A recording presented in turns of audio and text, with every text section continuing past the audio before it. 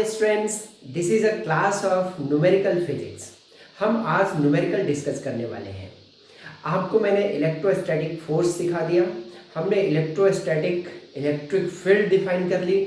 जब charge particle statics हो तो किस तरह से फील्ड जनरेट करता है और उस फील्ड के बिहाफ पर उसकी क्या कैरेक्टरिस्टिक्स हो सकती है वो हम डिस्कस कर लिए। हमने गॉस लॉ डिफाइन कर लिया, गॉस लॉ के ऊपर एप्लीकेशंस हमने डिराइव कर ली।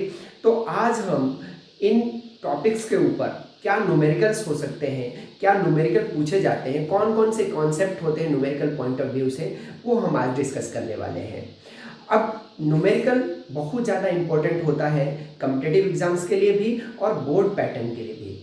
पिछले 2 सालों से लास्ट ईयर का और लास्ट ईयर का जब आप बोर्ड का पेपर देखेंगे तो न्यूमेरिकल टफ होता है, कंसेप्चुअल होता है। इसलिए न्यूमेरिकल्स जो छोटी छोटी जो बातें हैं, बेसिक बातें हैं, जो कॉन्सेप्चुअल बातें हैं, वो आपको सीखनी पड़ेगी। तो मैं पहले आपको इलेक्ट्रोस्टैटिक फोर्स पे जाने से पहले रिजल्टेंट फोर्स कैलकुलेट करना सिखाता हूँ।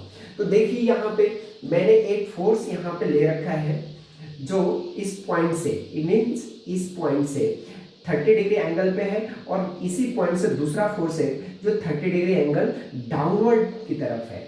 और ये -x डायरेक्शन में एक फोर्स दे रखा है 2√3f है। अब इस फोर्स का हम कैसे रिजल्टेंट फाइंड आउट करेंगे ये हम यहाँ पे कैलकुलेट करते हैं। ये बेसिक कॉन्सेप्ट है, वेक्टर्स का कॉन्सेप्ट है। कैसे करेंगे हम देखते हैं।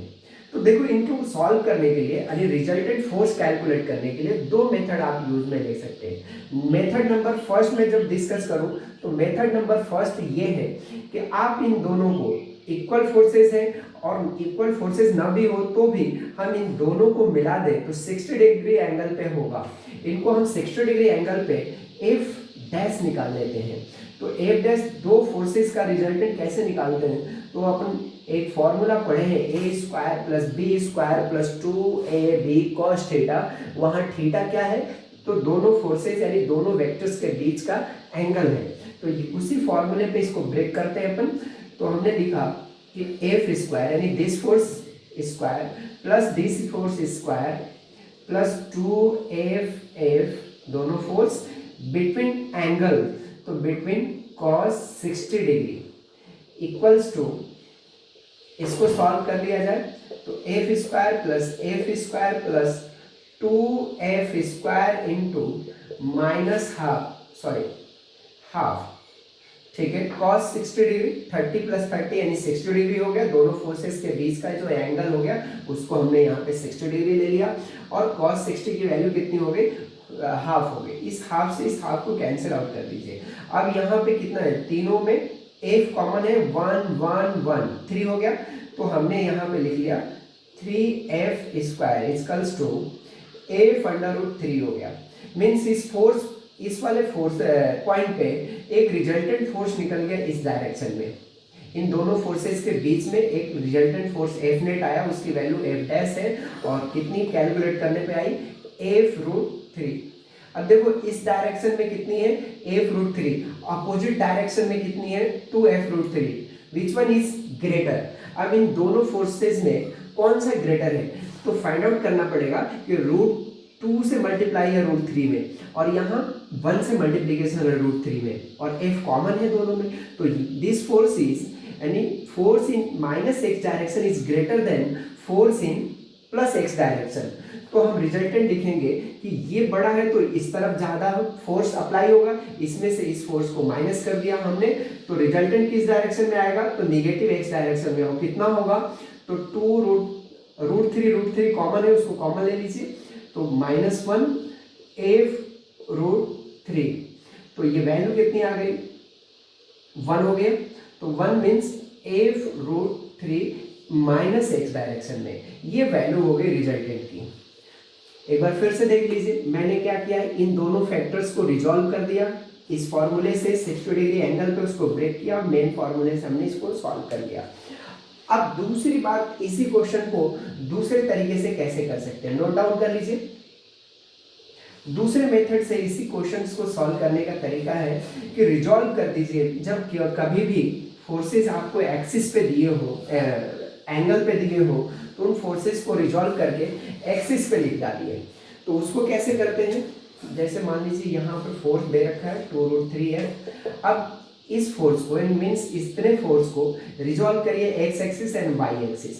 तो जिस एक्सिस से ये एंगल जुड़ा रहता है उस एक्सिस को कॉस थीटा कहते हैं। तो एफ कॉस 30 डिग्री, और ये वाला ये भी इस एक्सिस पे इससे जुड़ा हुआ है तो कितना होगा F cos 30 degree means f√3/2 हो गया, cos 30 √3/2 प्लस f√3/2 हो गया।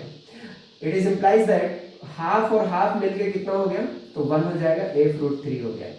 एक फोर्स इसका y डायरेक्शन में, इस फोर्स का एक x में होगा एक y में, वो कितना होगा f sin 30, और नीचे में इस वाले फोर्स का कितना होगा f sin 30। अब देखिए ये दोनों force equal and opposite direction में, तो क्या होगा इस एक्सिस पे दोनों एक दूसरे को कैंसल आउट कर लेंगे। बस आपको मिला क्या, तो इस डायरेक्शन में मींस पॉजिटिव एक्स डायरेक्शन में फोर्स हमारे पास f√3 है, और इसके अपोजिट डायरेक्शन में फोर्स कितना है 2√3f। अब ये force is greater comparatively this force, तो डायरेक्शन किधर हो गया, इस तरफ होगा, जो ग्रेटर है उसकी तरफ हो गया, और वैल्यू कितनी हो गई, तो f√3 हो गई। ये रिजल्टेंट फोर्स फाइंड आउट करने का एक तरीका है। एक दूसरा क्वेश्चन भी अपन इसी में कर लेते हैं कि मान लीजिए आपको 120 डिग्री पे तीन फोर्सेस गिवन है, तीन फोर्सेस गिवन है, ये F है, F है, और यहां मान लीजिए 2F है, और इनके बीच में जो एंगल है 120 डिग्री है। ये भी 120 है, ये भी 120 है, और ये भी 120। तो इसको कैसे कैलकुलेट करेंगे, तो कोई भी दो फोर्स को आप रिजॉल्व कर लीजिए या उसका रिजल्टेंट लिख लीजिए। आप इनको रिजॉल्व करना चाहते हैं तो फिर रिजॉल्व करने का तरीका है कि इस एक्सिस पे देखिए और इस एक्सिस, फिर इसको भी रिजॉल्व करने, यानी दोनों मेथड से इसको कर सकते हैं। तुरंत करना चाहते हैं फॉर्मूले में फिट करिए, 120 डिग्री एंगल दे रखा है, तो आपने लिखा f² प्लस f² मीन्स इस f का स्क्वायर प्लस इस f का square plus 2 times f into f cos 120 degree under root का f नेट इक्वल्स टू या f डैश इक्वल्स टू, ठीक है। और वो कौन से डायरेक्शन में आएगा, इस डायरेक्शन में f डैश आ जाएगा, क्योंकि बिटवीन टू वेक्टर्स को रिजॉल्व करके यानी रिजल्टेंट लिखते हैं तो उसके बीच में ही आता है f डैश, इधर हो गया। अब यहाँ से देखिए cos एक बार और लिख लेता हूँ, f² plus f² plus 2 times f into F कितना हो गया, f इंटू एफ हमारे पास f² हो गया इंटू कॉस यानी -1/2, ये -2 और माइनस f², एक f² इससे कैंसिल आउट हो जाएगा, बचा कितना f, तो यहाँ से वैल्यू f डैश की कितनी आ गई f, तो यहाँ से f आ गई वैल्यू। अब इस डायरेक्शन में फोर्स कितना f और इधर कितना है 2f, तो रिजल्टेंट किस डायरेक्शन में होगा, इस डायरेक्शन में होगा, मीन्स f नेट कितना होगा इस डायरेक्शन में, और वैल्यू कितनी हुई, तो 2f minus f equals to 8। ये तो हुई बेसिक बातें कि किसी भी फोर्स को कैसे रिजॉल्व करके उसका रिजल्टेंट कैसे निकाल सकते हैं। अब इस बेसिक कॉन्सेप्ट को हम इलेक्ट्रोस्टैटिक फोर्स में कैसे अप्लाई कर सकते हैं, तो एक क्वेश्चन करके देखते हैं।